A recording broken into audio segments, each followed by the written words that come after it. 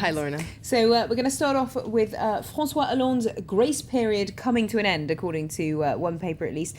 His popularity starting to come to take a hit. That's right. It's in Les Echos, the business daily. They'd say that after the electoral honeymoon, it's back to reality for Hollande. And according to Les Echos, it will have been a short grace period for him and his Prime Minister Jean-Marc Ayrault. According to Les Echos, popularity is the number one alert for Hollande and Ayrault. Now, Hollande still has a good approval rating of 51%, but that is his confidence in him has been dropping, and that in part is due to economic circumstances, rising unemployment, a slump in purchasing power. But according to Les Echos, there's also been a certain disappointment from voters, especially voters on the far left, who feel that they're starting to see a gap between political promises and the economic reality that Hollande and his government is facing. And talking of promises, Le Monde is exploring just how well Hollande has been making good on those campaign promises that he made. That's right. This is an article on the Le Monde's website that points out that Hollande, like any politician, made promises, but he went even further,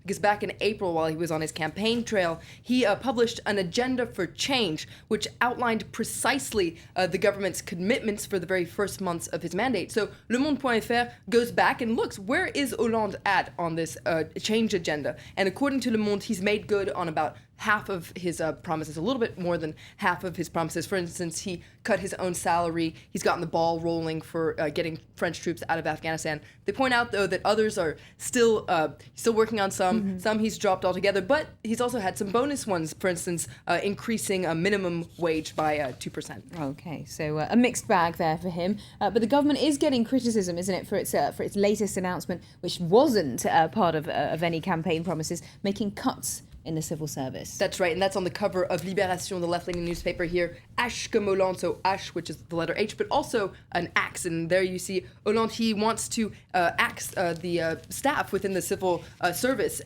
Now, he's under pressure to honor his European debt reduction commitments. And so yesterday, the government announced that they're going to cut civil service staff by 2.5% a year between 2013 and 2015. And the government is also going to reduce operational costs by 7%. Now, the three domains that will be spared, education above all, justice and policing. And in fact, during his campaign, Hollande promised to create 60,000 jobs in those three domains within the 5 years of his mandate. But to create those jobs, he's going to have to cut jobs elsewhere. And for that, he's getting a lot of criticism, namely from the left. And Le Figaro points out just how much the left is angry. Mélenchon, so the leader of the far left, is, according to Le Figaro, he's set off for war against Hollande. Now, according to Le Figaro, the far left is upset about the first economic measures that have been put in place by Hollande. For instance, this increase in minimum wage by 2%, according to the far left, that is not enough. And also, the far left is upset by the direction that Hollande's government is going in. So next Tuesday, the Prime Minister, Jean-Marc Ayrault, is going to address the Parliament, and he's going to outline the government's policies and strategy. And after that speech, there's going to be a vote of confidence. And according to Le Figaro, Mélenchon has threatened not to give the government his vote of confidence. Okay.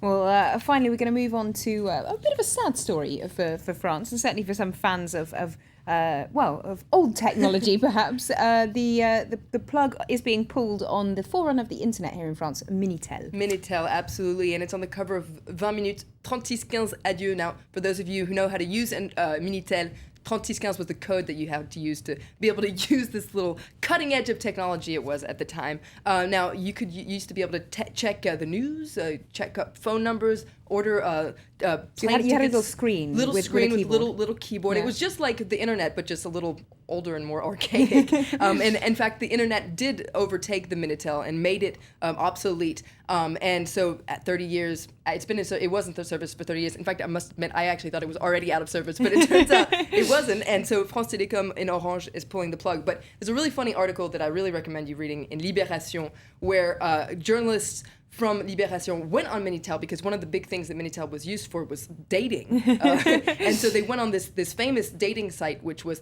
3615 ULA, and just to see if anyone was still there. And it turns out there are about 300 people that were still using this site for one last hurrah in the last couple hours that were coming up.